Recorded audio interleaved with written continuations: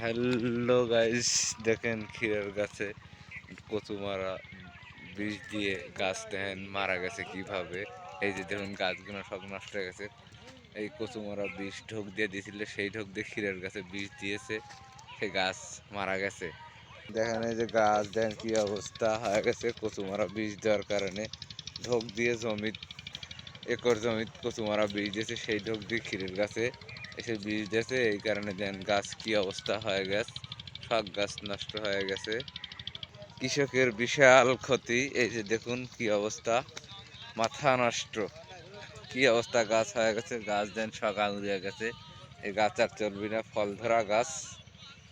সেই জন্য কৃষকের বিশাল ক্ষতি। কৃষকের এটা তো একটু ভুল, খুব ভুল। এই যে দেখুন সব গাছ কিভাবে অবস্থা মারা গেছে।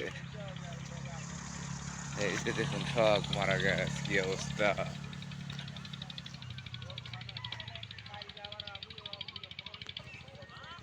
ভাইস্তা কি হয়েছে মাথা ধার দিয়ে বসে আছে ওকে।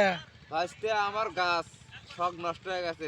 একর জমিতে কচু মারা বীজ দিছিলাম, সেই বীজ দিয়ে আবার ক্ষীরের গাছে বীজ দিছি, এই কারণে আমার গাছ সব নষ্ট হয়ে গেছে।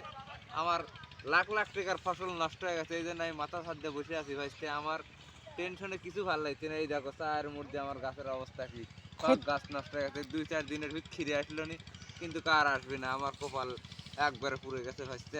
আমার খুব ক্ষতি তো চরম ক্ষতি হয়ে গেছে। খালি না, এই জন্য আমি কিছু আবেদন জানাচ্ছি। দেখেন আমার অবস্থা কি, আপনারা যদি কিছু সাহায্য টাহ্য করেন। তাছাড়া আমার আর বাঁচার কোনো উপায় নাই। একবারে মাথা নষ্ট হয়ে গেছে। দেখো সারা এলাকা ধরে পুরা সাপ। ওই যে